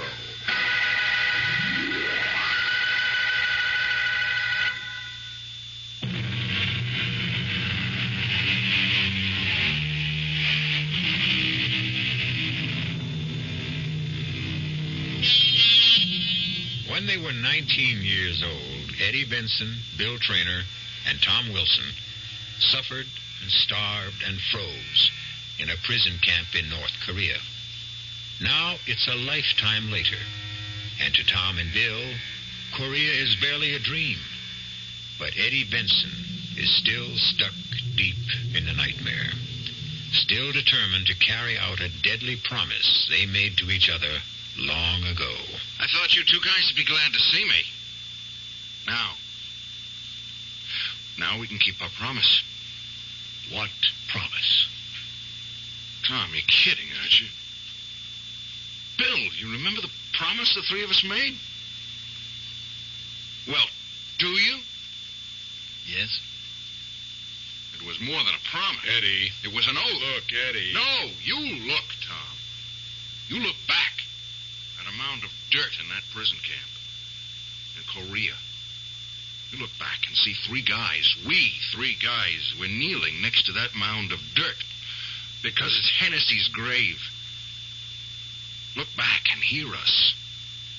Hear us swear never to rest, never to stop, never to know a moment's peace until we kill Robert Joseph Myers. Eddie, how could we just kill him? How? Simple. Blow his brains out. You live in another world, whether you realize it or not. Now, you just don't go around killing people. That there are people who have to be killed, Tom. You're not in combat. The war's over. Not yet. Eddie, you're home. There's the law. Now, what will you tell the police? The truth. What's the truth? You know the truth as well as I do, Tom. Myers turned rat in Korea. He gave away our escape plan, and he got Hennessy killed for it. But can you be sure it was Myers? We know it was Myers. We knew, didn't we? Bill. I guess we did. All right, tell me this. If we were so sure, why didn't we denounce him 6 months later after we were freed? Why? You know why, Tom. You were the law student. You said don't denounce him. I said? You said. We had no hard evidence. A smart defense lawyer could get him acquitted at a court-martial. That's what you said. All I said was I wished we had more evidence. You said we would have to get Myers by ourselves. That's what you said. We would find him, kill him, and announce it to the whole world. And that's what we swore we would do. Do you remember, Bill? I remember. Tom? All right, Eddie, all right. But that was a long time ago. That doesn't mean it didn't happen. No, but it means it happened in another time, in another place, under different rules. In other words, you're not willing to do it. I can't do it. I'm an attorney, a member of the bar.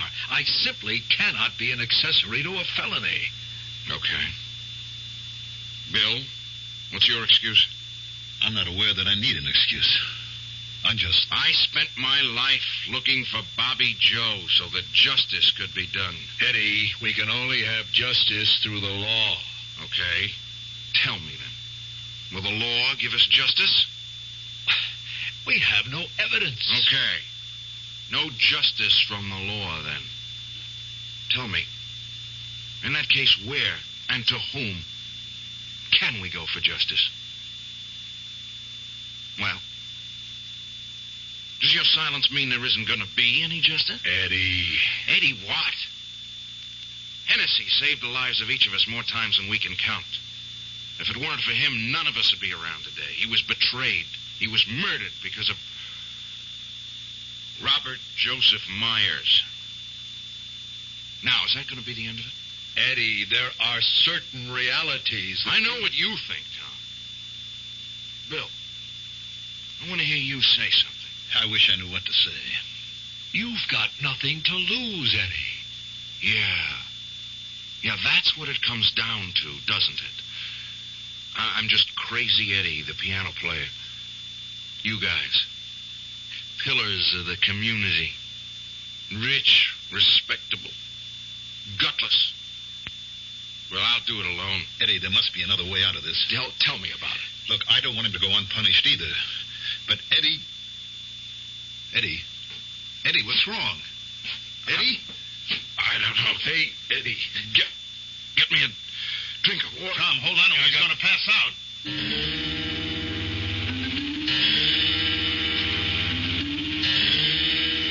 Let him sleep. What's the matter with him, Doctor? Well, I'd say this man's been living on his nerves for a long, long time. Well, what can we do for him? Let him sleep. For a week, if you can. And whatever you do, see that nothing excites him. I'm afraid that's going to be difficult. Why? Oh, it's a long story. He needs rest. Needs calm. Call me tomorrow. Yes, Doctor.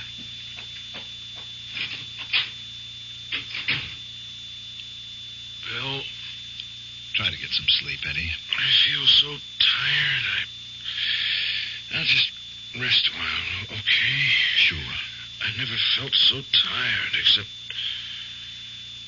when we were in Korea. Remember? Yeah. Remember how Hennessy would keep us awake while we were on guard? Sure. You were his favorite. Oh, he didn't play favorites. He liked you more than the rest of us because you were the best soldier.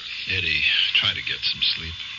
I don't care about Tom, but you, especially you have to help me kill Myers. Eddie, you need your sleep. Yeah. I'll sleep a little, and then when I feel stronger, we'll go get him. You have to help me, Bill. After all, if it weren't for you, if it weren't for you... If it weren't for me, what, Eddie? Eddie?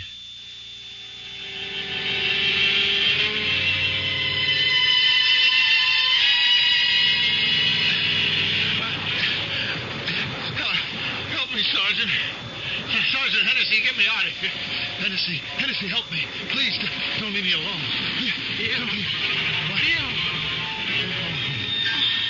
I'm sorry.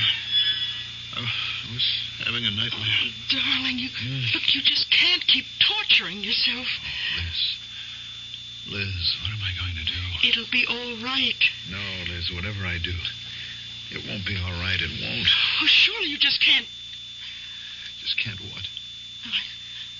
Better not say any more. Why did Eddie have to show up now? Darling, what are you going to do? I don't know. But I just can't go and kill Myers. It would be throwing away my whole life. Yours as well. Liz, please help me. I can't help you. No one can help you.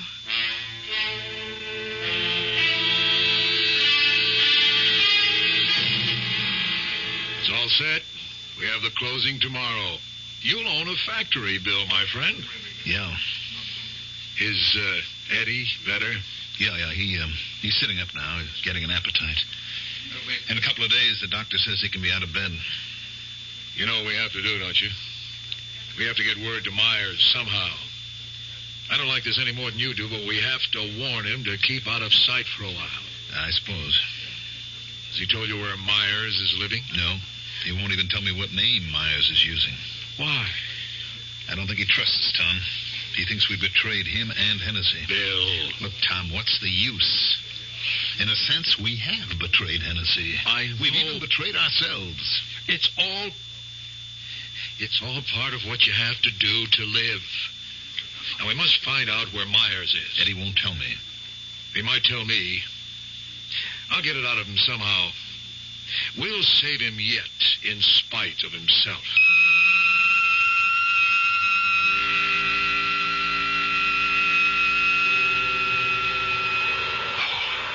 Oh, I'm freezing. It's so cold. So cold. Bill, darling, you're having a bad dream. What? Wake up. Can we build a fire? Why won't they let us build a fire? Bill. A fire? Bill, please. Why can't they let us have a fire? Bill. Eddie? Yes, Eddie? We gotta break out of here tomorrow night. Hennessy said to tell you. We won't have a chance. We better not. We'll die if we stay here, Tom. He's right, Tom. You guys know where we have to meet? Yeah, Tom and I. Did you tell Myers? No. Why not? Myers isn't going. Why not? Shut up, Bill. You can't tell he's around. Hennessy says Myers can't cut it. But he's one of us. We can't leave him here. Hennessy says we can't take a chance on him. No. No what? Without Hennessy and us around to protect him, he'll die here. I'm going to talk to Hennessy. I'll convince him. I'll convince Hennessy that we have got to take Myers. I'll convince him. Bill, wake up. Darling, you're dreaming again. What? Yeah. Oh. Bill, are you all right? Yeah. I'm all right. Oh. Only sometimes I don't know which is the dream. This or Korea.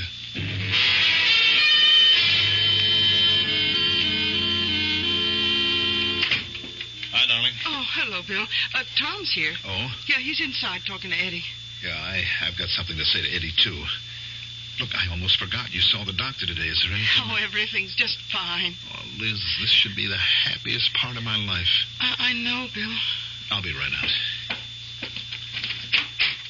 Well, how is everybody?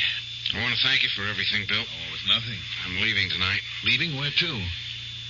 There's a promise I have to keep. See if you can talk him out of it, Bill. He won't listen to me. He won't tell me anything either. I won't try to talk you out of anything, Eddie.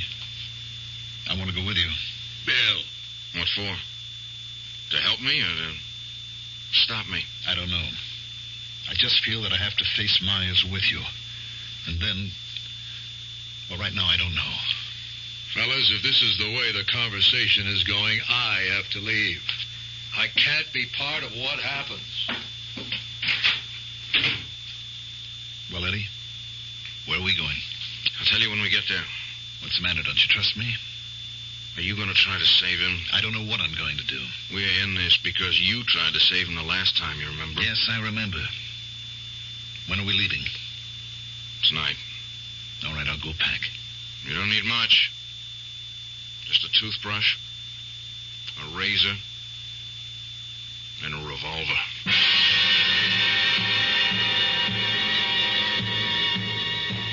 The decisions have been made. Or have they? Tom stays, Bill goes.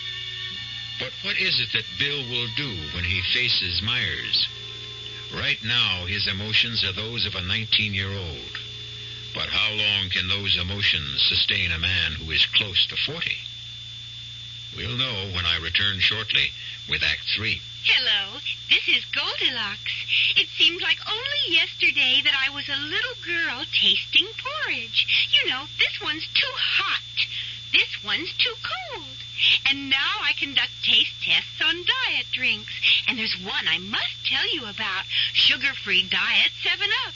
It has a fresh fresh, natural, delicious taste. It drives my taster meter crazy. Sugar-free diet, 7-Up. This one's just right. Hi, I'm Nanette Fabre. 11 million Americans have an untreated hearing problem, including 3 million school-age kids. I was one of those kids, but I got help. Most hard-of-hearing people can be helped either medically or through amplification. There is a Better Business Bureau booklet that may help you, and it's free. Write Better Hearing Institute, Box 1840. That's 1840, Washington, D.C. You want to hear what you're missing.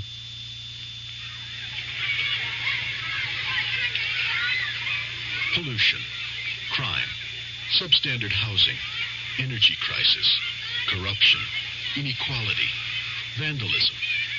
If you don't like these conditions, you can do something about it. Law Day, May 1st, reminds us that the great thing about our system is that people can have a voice in improving it if they understand it and if they use that voice in the many ways possible. Through involvement, like helping to register voters, campaigning for candidates, voting. People of all ages can work to bring about change lawfully. But with almost half the population under 25, youth can make the difference. Learning what can be done and how should begin at an early age. Law Day urges young America to lead the way. Help preserve good laws. Help change bad laws. Help make better laws. A public service message of the American Bar Association and your state and local bar associations.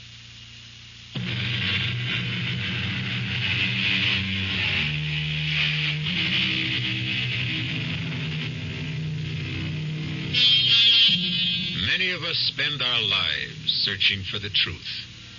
But what is the truth? When are we closest to the basic essence of our existence? Is it when we have the experience and wisdom of age, or the fire and idealism of youth? We keep asking, what is the truth? The answer is, each man must find his own truth. Liz, Eddie's gone. Yes, I know. You know? Well, I went into his room to see if he was up to having dinner, and he wasn't there. But I was supposed to go with him. I know that, too. How did you know? I didn't tell you. Darling, you didn't have to tell me. Well, then how? I have faith in you, Bill. I have faith that in the end you will do what's right. Looks as if I'm not going to do anything with Eddie gone. Well, do you really want to find him? But how? How could I even begin to look? I know where he went. You know? How do you know? Well, while he was sick, I sent his clothes to the cleaners, and in his pocket there was an airline return ticket. A ticket to where? Now, look, Bill, I won't tell you unless you take me with you. Honey, you can't go in your condition. Bill, we have to do this together. But it might be dangerous. You're wasting our time, Bill. We should be getting the next plane for Central City.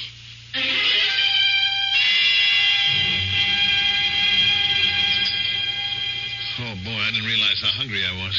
Well, we missed dinner last night. Now, tell me something. How do we find Eddie in a city this size? Where's the waitress? Oh, miss.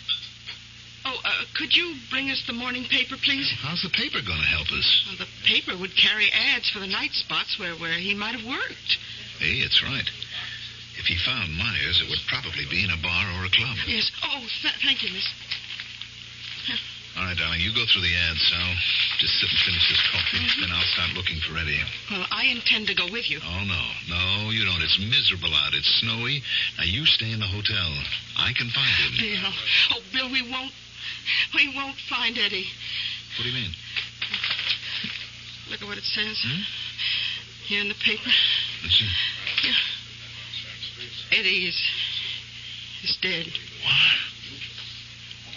Musician found shot to death. Police puzzled by mysterious murder. Body discovered in hotel room. No apparent motive. Eddie dead? How can he be? Only yesterday. Well, do the police have anything to go on? No. It says here no leads, no clues. Liz, it had to happen last night. Someone was waiting for him. It has to be Myers. Well, look, we'd better tell the police. But Eddie said that's not the name Myers is using. We don't know who he is. Liz, Bill. Tom. Tom, what are you doing here? I just got in. I checked the hotels and ran you down. Then you know. Yeah, I saw it in the paper. That's why I flew out here. But, Tom... What? How could you... Liz, what is it? Oh, nothing. Poor Eddie. You know what this means? We're both in trouble now, you and I. Why? Well, it's obvious Myers knew Eddie was after him, so he killed him. Tom, we have no choice. We have got to find Myers. But while we don't know who he is, he knows who we are. In this big city, who is Myers? He could kill us from ambush and get away with it. Oh, Bill. Of course, there's one thing we could do. Yes? Call it off. How? Take the next plane out of here. That would be our way of telling Myers it's all over. Is that what you want to do? I'm not saying it's what I want to do. I'm listing our options. I think we have to find Myers, Tom. This time we can turn him over to justice. Oh, it's funny the way it worked out. Eddie had to die so that justice could settle accounts with Myers. We have to find him first.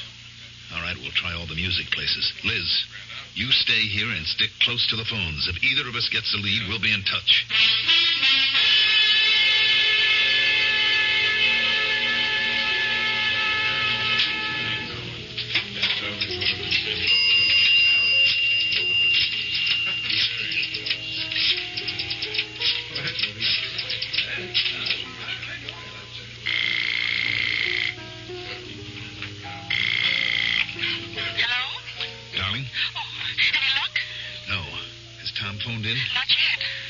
Let's hope we get lucky.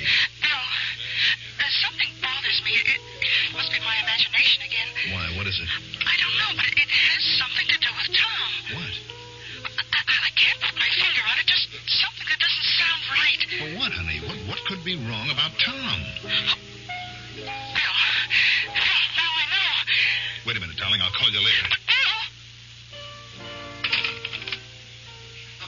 Miss? Oh, yes, sir. Care to order? That tune. Would you ask the piano player where he learned it? He learned it from me. I hum it all the time. You know, he says to me, "Hey, Millie, I like that." Now he plays it all the time. I knew the man who wrote it, Eddie Benson. Oh, you knew Eddie? Sure, we were good friends. It's a shame what happened to him. He was, I don't know, somebody once told me a word. Mercurial. Yeah, he was a mercurial character. That he was. A guy like him. Oh, he got a lot of people sore at him. Well, at least he left a pretty tune to remember him by. I just can't get it out of my head. Everybody loves it. Well, almost everybody. I know one character who didn't. That so? Oh, yeah. Yeah, you know, it was Eddie's last night on the job. He was playing the tune. And then this guy who comes in here all the time, this guy wanted to give him $10 just to quit playing it. You're kidding. No, it's a fact. Do you know the guy? Oh, sure. He's a regular. Oh, he hasn't been in lately. Yeah, one thing I got to say about old R.J. Jackson, he's got a tin ear. R.J. Jackson. Tell me more about him.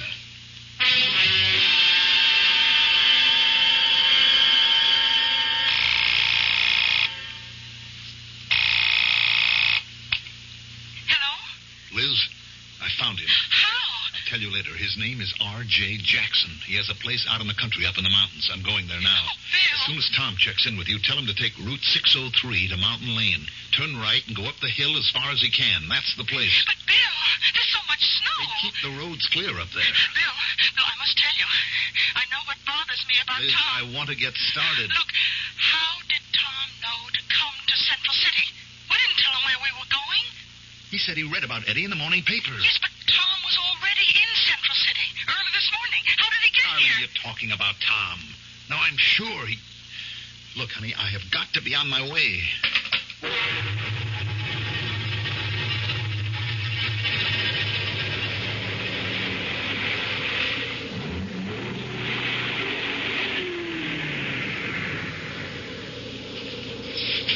Hi, Tom. Glad you made it. Yeah. I guess this is as far as the car can take us. It's that house on the top of the hill. Yeah. I think we should have sent the police. How? Once again, we don't have the evidence? And what are we going up there for? To kill him ourselves? No. I think we can get a confession out of him. Oh, sure. Now, look, he's human. He's got a guilty conscience. He'll break down. He has to. Now, come on. Boy, looks like Korea, doesn't it? Yeah. Miles and miles of nothing. You could just sink into the snow. It could just be the end of everything. That's far enough. What? Stay where you are. Look in the doorway. It's Myers. Got a rifle. You're trespassing. Now get out of here, or I'll shoot. You wouldn't shoot us, Myers. My name isn't Myers. Now get out of here. We have to talk with you, R.J. We're coming up. I'm warning you. Come on, R.J. You can't get away with it. Look out! Hit the ground. Stay low, Tom. There's a line of trees leading up to the house. We'll work our way in. Hell, this guy can kill both of us. I don't think he wants to. Are you crazy? This is the man who just killed Eddie last night. Right now, he's scared. Come on. Head for those trees. Keep away! Keep away! We'll try for that stone fence. Tom, what? Put your gun away. I'm not going to let him pick me off. He'll show himself in the doorway when he wants to shoot again. Don't. He's only trying to scare us off. I see him. Don't, Tom. Don't. I got him. I got him. Look. He's on the ground. Hurry up. Come on. R.J. Don't kill me. Don't shoot again. Get me a doctor. You'll get a doctor. But first, we'll get a confession.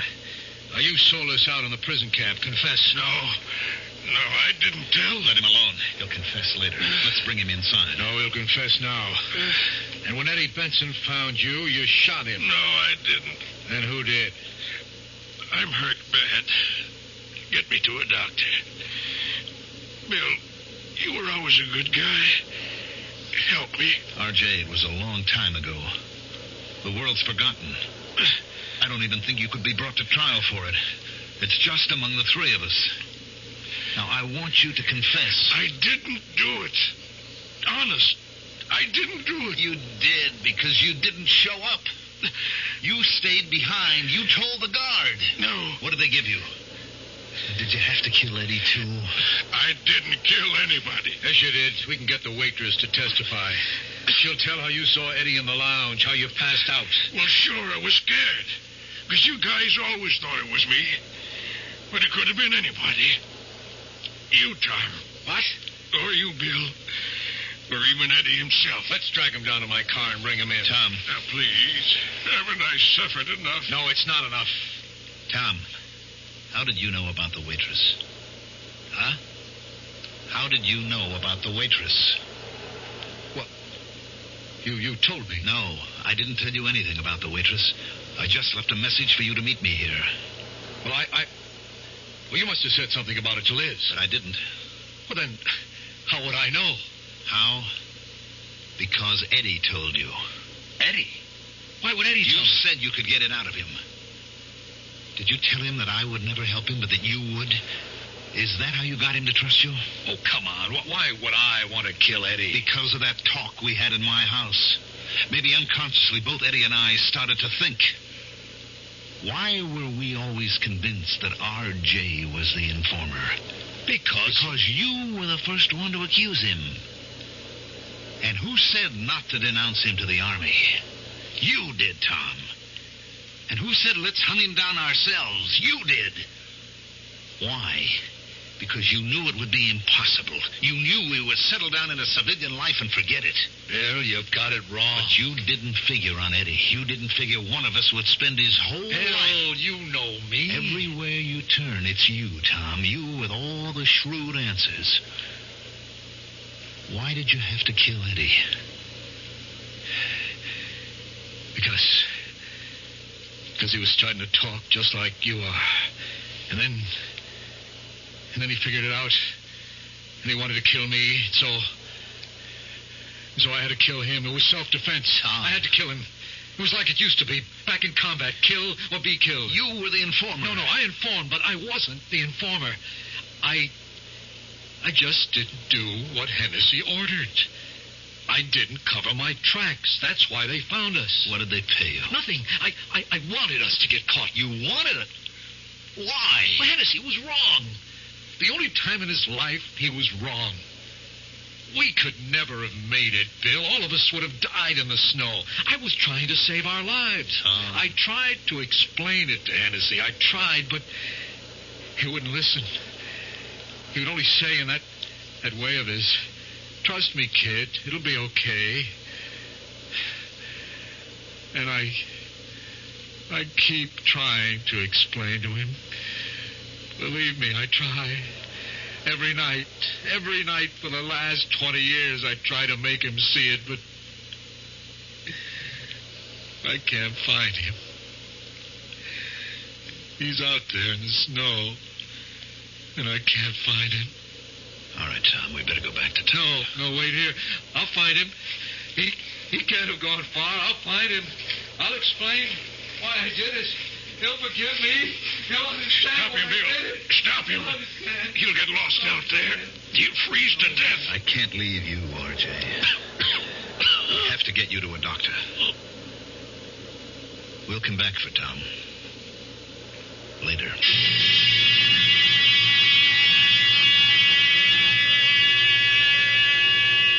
They found Tom Wilson later. Much later. About the time of the spring thaw. The snow, the ice had preserved the final expression on his face. It was one of peace and calm. As if he had actually found Hennessy, and Hennessy had forgiven him. Well, Hennessy would. He was that kind of man. I'll be back shortly. Oh, sure. You can talk about good-tasting diet drinks, but I know. I'm Goldilocks, and here at my taste-testing laboratory, I taste-test them all. And nobody's been drinking my diet drinks until I tested sugar-free Diet 7-Up. And then, kabloomy! Every bear wanted some. Diet 7-Up is fresh, natural, delicious. Sugar-free Diet 7-Up. This one's just right. You finally made your gift list. Your neighbor's child is 2, your niece is 6, and nephew is 7. But before you go to the toy store, there's something else you should do. Write Toys, Washington, D.C., 20207 for a free booklet on toy safety. That's Toys, Washington, D.C., 20207. This message is brought to you by the U.S. Consumer Product Safety Commission.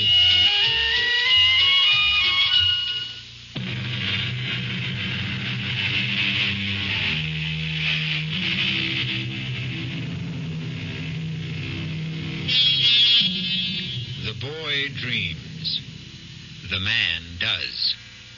It's what we call the generation gap. And this is not the distance between parents and children. It is the unbridgeable abyss between what a man is today and what he wanted to be yesterday. But that's because you can only be young once.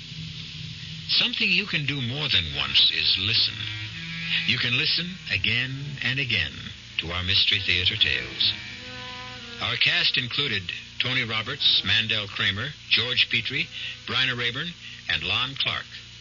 The entire production was under the direction of Hyman Brown. And now, a preview of our next tale.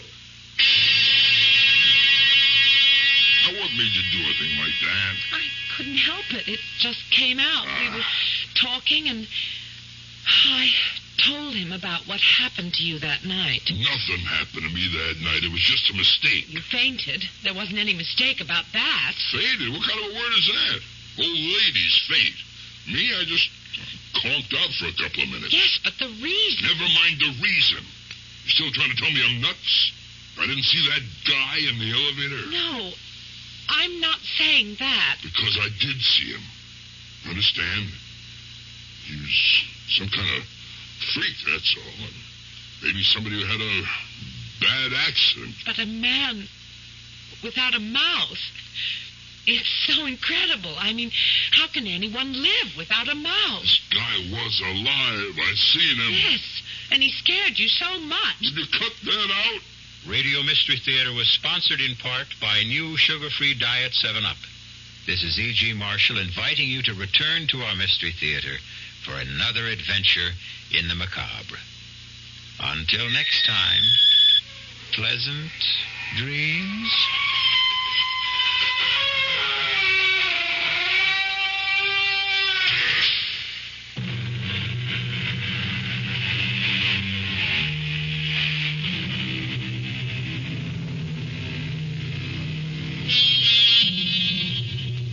WDAF, Kansas City. Thank you for listening to and showing your support for my podcast. If you would like to receive notifications of when new episodes are posted, please subscribe to my channel. Subscriptions are 100% free, and they really help me get an idea of how I'm doing. Well, hope you enjoyed, and until next time, stay safe, wish you well, and as always, peace.